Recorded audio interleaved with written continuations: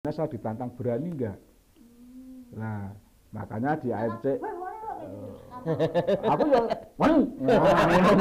Ya aku iki salah dinas yo.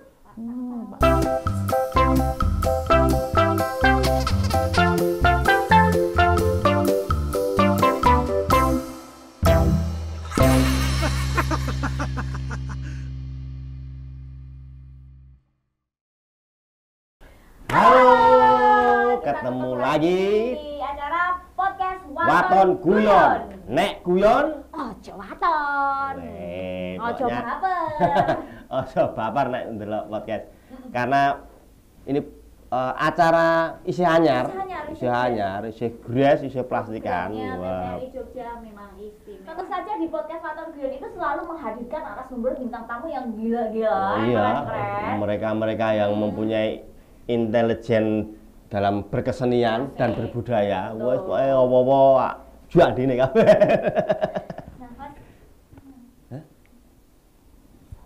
Oh, ya, kali ini bintang tamu kita ada Bapak Tulis Semero. Ini bintang tamu lancang karena durung dundang wis linggo nang kene. Jarene wis tidak ditinggal. Iki sida jak syuting. Ayo wis iki. Wis mulai to? Wis mulai. Wah, cuma wah tak ngebes. Bisa disapa dulu ini penonton-penonton. Lah, nyapa siapa lagi? Iki si wis syuting. Udah ini. Nonton TVRI Jogja sekarang makin Wah, ya. Wayang. Beda. Ya. Pemirsa, selamat berjumpa lagi dengan acara yang baru. Wah, gres. Wah, selera anak muda. Bintang tamunya tua. Wah. tidak bapak tua yang penting santannya. Ya tetap banyak kok atuh. Untuk pemirsa di rumah yang belum tahu siapa Pak Tulis. Oh, pas nggak ngerti ora terkenal. Jadi gini, di balik suksesnya acara kayak Dagelan Mataram Rebon, wayang-wayang kertas dan macam-macam acara-acara kesenian yang Yojo itu, sing mampu dagelan-dagelan itu. Wah, ternyata di baliknya itu ada sosok beliau ini yang selalu mensupport, yang selalu mengatur, mengkoordinir teman-teman. Tepuk tangan. Ternyata di balik layar. Di balik layar. Kamu tuh ada sosok ini, Mas. Tulis. Memang namanya Mas Tulis loh. Kok iso Tulis? Itu nama asli bukan? Tulis Semero itu loh. Nah, Tulis. Nah, ini ben do ngerti kok jenenge Tulis. Dulu itu memang saya kebetulan kelahiran di Pati. Ya, Pati, Jawa Tengah. Tapi udah 5 tahun tinggal langsung pindah di Jogja. Lah, mengapa diberi nama Tulis? Kenapa? Karena saat itu bapak saya itu sebagai carik di Pati sana sebagai carik. Nah, carik itu kan tugasnya nulis. Oh, pada saat ada tamu, ada bapak saya nulis, dikabari dari rumah. Anakmu lahir. Wah, itu baru nulis. Lah, juk dijenengke Tulis. Itu serius ceritanya dari. Iya, ini benar kisah-kisah nyata. Nama saya Tulis itu karena bapak saya itu carik, saat itu terus baru nulis ketika saya lahir. Nah, itu. Nama panjangnya, Mas? Priyantono aslinya itu. Pria yang selalu ono. Wah, ono. Alhamdulillah itu nama membawa berkah. Alhamdulillah saiki selalu ono ya nyurup-nyurup kanca-kanca. Ora ming ono masalah ora ya. Masalahnya selalu ndak sotel terus aku. Wong selalu masalah pono iki tanggane artis kondang kok ya itu. Wes. Rasa diomongke nek tanggane badanmu to. Iya. Tapi Semero itu? Nah, Semeronya itu. Nah, Semero itu sebetulnya karena saya itu dulu sekolah di Semea Loro. Kemetiran Semea Loro. Kemudian saat itu di Semea Loro itu ada teaternya. Saya ikut teater di situ. Ekstra ya. Tapi ya itu saya sempat emosi, sempat metu karena selama latihan 2 tahun belum tahu di casting. Mbak, misalnya dari watu, dari tanaman ya enggak dapat. Ora, ya mengko latihan vokal wah nganti jeli 2 tahun atau di casting. Aduh, terus. Begitu mau keluar, belalai ada lomba. Ada lomba ternyata kalah. Oh. Kalah Semeru itu kalah saat itu. Nah, kalah. Soalnya aku melu. Ya. Nah, begitu gurunya izin metu. Keluar kosong nggak ada pelatihnya. Nah, akhirnya saya memberanikan diri. Wah, ini orang latih diri, iso pentas dewi ya aku. Akhirnya saya saat itu masih sekolah tapi wis wani mulang. Ya mulai ngelatih lah, sinau bareng. Neng kuliah asisten dosen. Nah, asdos. Itu.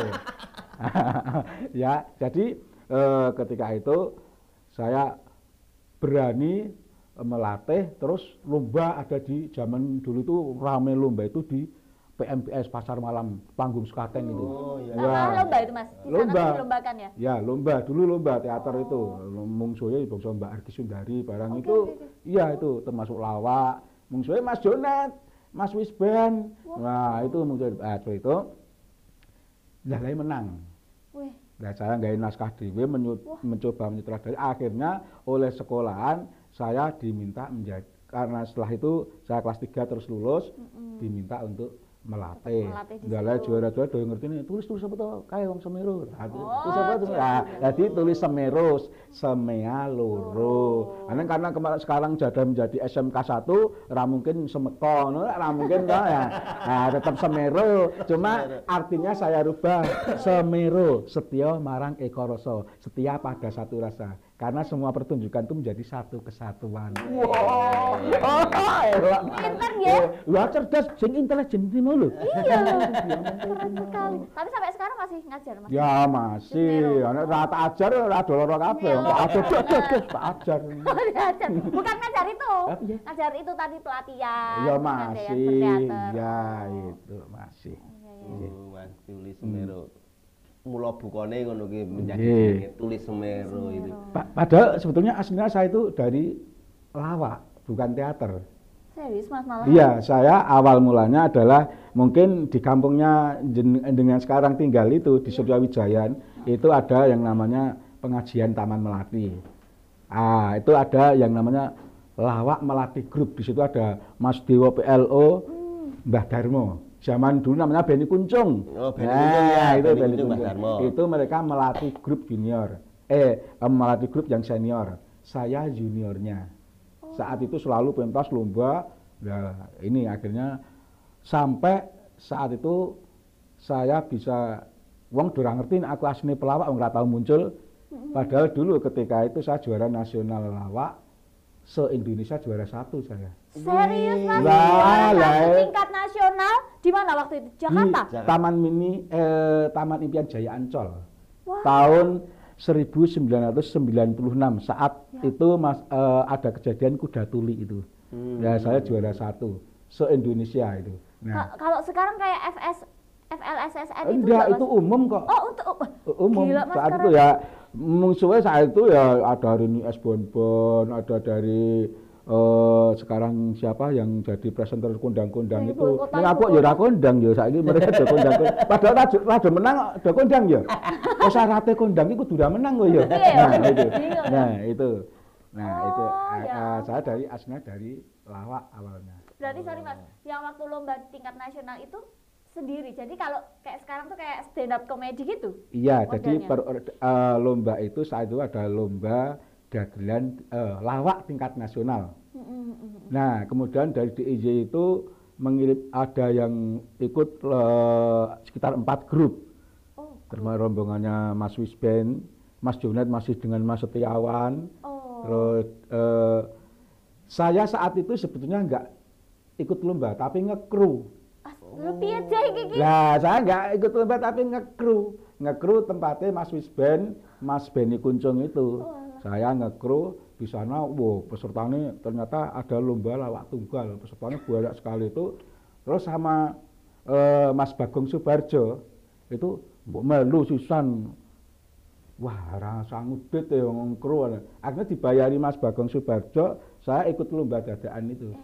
Padahal mereka yang lain sudah persiapan, termasuk dari Jogja itu sudah propertinya sudah lumayan. Wah, luar biasa saat itu. Akhirnya saya lomba penyisian masuk final. Lah, masuk final di sana harus nek Bali randi duit. Harus kita di sana itu selama seminggu nginep di emperannya di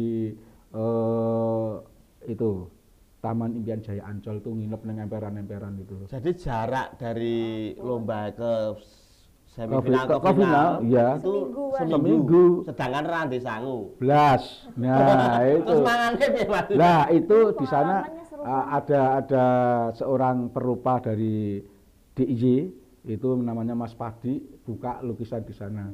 Alhamdulillah beliau istilahnya ngopeni kita. Ya ora ketang segojangan zaman semono nek adus bayar ngono kae ning toilet umum itu delik-delikan sing jaga. Nah, delik-delikan sing jaga. Kok gentenan Mas Wisben. Mas Wisben bisa omong-omongan saya sing delik bleblesel ngene iki ra ketang muncul. Lah, ini pengalaman yang luar biasa. Nah, apalagi saat itu ketika lomba gerung-gerung tahu-tahune nang restoran gede di saat itu di Putri Duyung Cottage. Itu tempatnya indah di pinggir pantai. Wah, orang desa ning ngono rasanya saat ya seneng sekali. Ya, jadi akhirnya ketika pengumuman saya juara 1, ya Allah luar biasa. Saya senengnya minta ampun ya. Ini ra nyangka peserta dadaan susulan jadi juara itu. Dan materinya berarti dadaan Mas itu, Mas. Materi saya kalau yang lain terkonsep saat itu benar-benar memanfaatkan situasi. Termasuk garapi juri. Jurinya itu situasional, respon-respon. Jurinya saat itu Mas Pak Ateng, kemudian Arwah Setiawan itu redaktur majalah humor, kemudian ada Mas Kasino. Nah, itu ini. Ya, itu akhirnya saya bisa juara 1. Dan alhamdulillah uangnya iso mbayari kanca-kanca sing nganu kuwi do Bali nyepur tinggu bareng-bareng. Ya karena seminggu enggak lebih. Tapi memang Mas Tulus itu dari dulu ya ada jiwa apa sih jiwa sosialnya tuh tinggi sampai sekarang loh. Sampai sekarang koncone ora pentas dikai duit. Lah, kuwi tak sapa? Itu loh saking mulianya. Terus sekarang Mas Tulus itu kan nggarap apa istilahnya mengelola ada dagelan rebon, terus ada apa itu? Apa ini? Ya lebih banyak di balik layar. Itu apa ya. Mas? AFC. Baskom. Ya, itu Sanggar. seni komedi anak. Seni komedi anak. Ini saya jadi saya merasa saat itu banyak teman-teman kita itu yang mengapa kok saya sekarang lebih banyak di balik layar? Itu karena saya melihat teman-teman banyak yang pengen selalu muncul. Ora ono sing gelem ora kudu ra ketok. Selalu pengen terkenal. Nah, sementara kalau kita sebetulnya sekarang ketika saya sudah mempunyai istri, meskipun istri saya sampai saat ini kilaf, kok iso gelem aku ya. Oke, tak kira ngomong meskipun baru 1. Ora ya, Mas. Ya, muga-muga. Cocok. Enggak loh, Mbak. Ini jadi mengapa saya mengambil pekerjaan di balik layar? Karena ya itu banyak orang yang tidak mau orang yang rakyat ogah.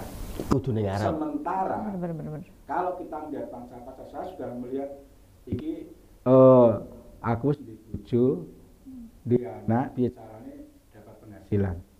Nah, banyak yang belum tahu kalau orang di balik layar itu justru honornya gede. Kamu Mas? Karena bisa menentukan honornya dhewe. Saat kayak tim pro, ini jenengan juga sering saya ajak dalam pementasan. Wah, ini anggaran sakmene. Nah, bagaimana saya caranya? Aku ki carane aja nanti tombok. Ngomong nyambut gawe. Meskipun ya tombok itu sering. Ya, yang namanya Pin Pro itu sering.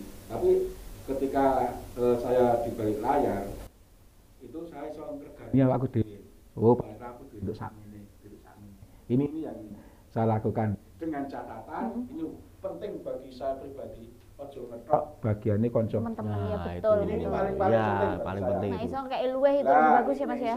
Ini paling penting prinsip pertemanan, prinsip apapun, dan itu rezeki itu pasti doa dari teman-teman. Itu pasti. Nah, selama ini kan banyak yang wah nang balik layar ke ora terkenal, ora ketok. Jadi saya sekarang berpikiran aku ora kudu terkenal ning dikit. Ya ini karena udah wegah di balik layar itu Ya, ribet ngurusi dari awal sampai akhir, urung kok nek dadi sengiti. Wah, ini paling berat dadi sengiti. Wah, langsung bujak meng kuwi-kuwi bae. Lah, padahal yang namanya apalagi contoh misalnya dagelan rebon itu kan harus kita list bariki sapa dan kita meratakan kekuatan. Ojo nganti sing biasa pemain apik kabeh, laris kabeh dadi siji. Angko sing kene maine kita selalu menjaga kualitas itu. Jadi nggak asal iki nyomot siapa yang ikut gitu ya Mas. Tapi iya, tetap sudah kita list ya, sampai iki kekuatan dagelannya. Ini termasuk tema yang disodorkan ke kita itu apa? Itu ini biar rata. Nah, juga termasuk ketika saya mulai melatih atau mengajar atau latihan bareng, sinau bareng dengan anak-anak AFC di Komedi Anak. Ini saya dulu dapat tantangan dari pihak dinas. Mas, iki kok dagelan khususnya di daerah istimewa Yogyakarta ini regenerasi minta. Sekarang kita lihat saja untuk regenerasi. Dagelan untuk muda tinggal jenengan. Bahwa jenengan di Rano. Belum muncul lagi. Ya, belum ada. Ini tinggal jenengan seusia jenengan ini. Selain Mas Jonet, Mas Wisben, Pak Demarwoto yang senior, Mas Susilo pun sebenarnya bukan dagelan tapi guru yang. Nah ini kan tinggal jenengan ini. Sekarang jenengan usia sudah berapa? 30 lebihan. Nah, baru kui iki ra ono regenerasi pelawak atau pendagel itu enggak ada. Akhirnya saya ditantang berani enggak.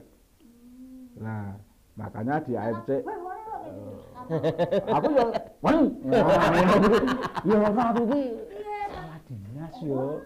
Pak Kepala Dinas. Nah, akhirnya saya insya Allah saya bersedia dan memang sulit ngajarin dagel itu. Tapi saya menggunakan formula-formula atau cara-cara yang kekeluargaan.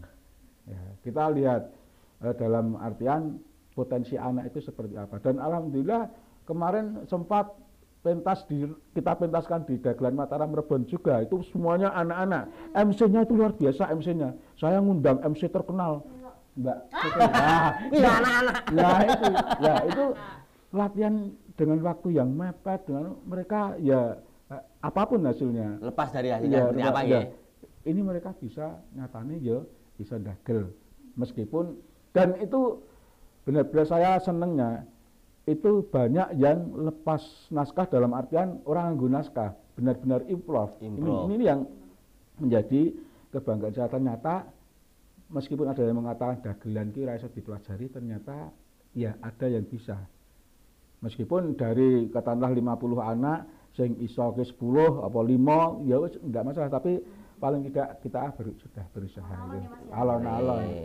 Aku lihat itu kok Mas. Jadi anak-anak tuh memang ada bakat, ada yang ikut-ikutan dulu, tapi paling nggak dia ada rasa seneng. Dari rasa seneng terus mau mempelajari itu ada poin juga. Iya, ini menjadikan kebanggaan kita karena jelas kita prihatin. Seusia setelah panjenengan berdua ini dan era angkringan itu ndik sapa meneh. Sementara gini, Dagelan Mataram itu sudah diakui oleh UNESCO sebagai warisan budaya tak benda. Wah, kuwi luar biasa. Iya, Dagelan Mataram itu sudah diakui UNESCO sebagai warisan budaya tak benda. Lah nek entek ra ono pendagele tak bendane neng ndi terusan. Lah, tak ada apa jadinya? Tak ada. Tak ada, ora men benda, tak ada. Wah, ya berarti senang banget ya Mas dengan adanya program pelatihan untuk anak-anak generasi kita di dunia. Komedian ini soalnya benar-benar susah ndagel ki. Lah saiki kayak Mas Tulis ini mengelola satu contoh dagelan rebon. Kuwi jenenge ning kono bermacam-macam karakter teman-teman. Ya. Ini yang dagelan rebon itu yang dewasa ya? Ya, dewasa. Mas Tulis di situ sebagai istilah pimprone. Terus metodene Mas Tulis le ngomong kan macam-macam karakter kanca-kanca ono sing ngene ono sing ngene. Carane jenengan mengelola kuwi metodene piye to Mas? Le ngomong kanca-kanca kuwi. Nah, ini itu sebetulnya yang paling sulit dan itu perlu pendekatan secara kekeluargaan tuh ya di situ itu. Karena selalu dan selalu sebaik sehebat apapun kita memberikan pendekatan, sing ora seneng ki ya seneng. Nah, itu pasti apapun kita. Tapi dengan cara selalu ketika saya itu biasa, nek aku disengiti justru saya lebih mendekati orang yang menyengiti saya itu. Karena sengit di sini saya yakin sengitnya itu bukan karena sengit apa tapi meri. Banyak. Iya, termasuk di dunia teater. Saya itu kan langganan kalau membawa tim DIY itu juara nasional. Hampir sampai 10 kali saya membawa DIY juara nasional teater. Entah tradisi, entah modern, itu saya selalu. Nah, akhirnya ketika dinas selalu memberikan tugas pada saya sama sekali nggak mengajukan proposal. Dinas itu mengajak atau instansi itu mengajak saya karena prestasi, karena karya. Makanya sampai saat ini saya itu tidak pernah wedi job. Karena pergantian siapapun pimpinannya, pergantian siapapun, bagi saya yang penting bukan penguasa tapi adalah karya. Nah, kalau karya kita bagus pasti digoleki. Ini termasuk ketika saya ngomong dengan pendagel-pendagel teman-teman, ada yang sepuh, ada yang istilahnya isih kemampu merasa pelawak top, itu kan ada juga ini. Nah, ini memang pendekatannya selalu saya ketika merasa kok ada gesekan sedikit, saya berusaha mendatangi. Kita apa tahu sebetulnya permasalahan. Bawa gula teh gitu. Ya, ini bawa gula teh enggak saya nggak enak sama pesulap merah nanti. Pesulap merah. Padahal ada gelas merah ini nanti saya ini jadi keluar pakunya repotnya. Nah, ini. Tapi boleh sambil diminum loh, Mas Tulis seperti itu. Terus ini Mas. Kita minum di sini. Oh ya silakan. Seruput. Dengar-dengar Mas Tulis itu dulu pernah kecelakaan. Mas Tulis itu kecelakaan, terus setiap anggota tubuhnya itu patah semua. Ya, itu pengalaman yang bagi saya. Makanya sekarang saya itu menjadi hikmah yang luar biasa bagi saya. Ketika saya harus kecelakaan, nah ini saya itu robot sampai sekarang 1, 2 sini itu isinya pen-penan semua. Ya, ini saat itu juga dalam rangka ikut-ikutan lah, habis menghibur saudara-saudara kita yang kena gempa, saya sendiri juga dihibur kecelakaan.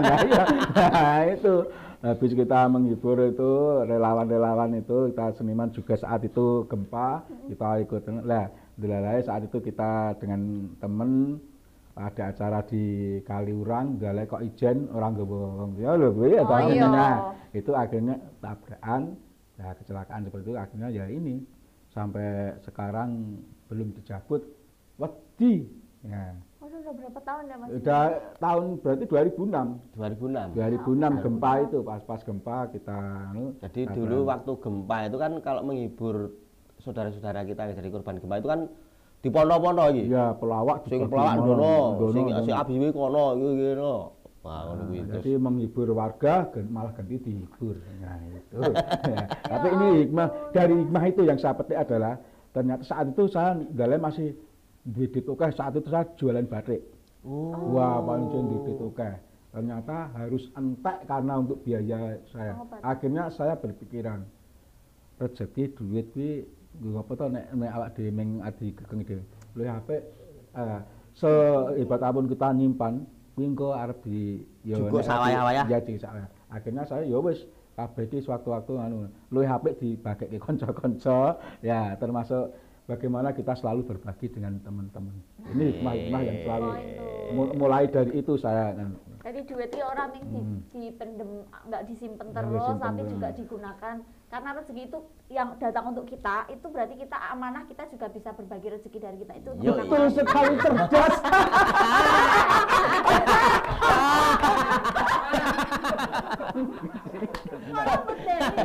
Oke, makasih Mas Tuli sudah mau mampir di podcast Waton Guyon. Besok baleni meneh. Arep nerangke iki ning bandara. Ane wektune entek. Terima kasih Mas Tuli, semoga sukses sehat buat panjenengan. Amin. Dan untuk para pemirsa di rumah, sampai ketemu lagi di acara podcast Waton Guyon. Nek guyon, aja waton. Ketemu lagi.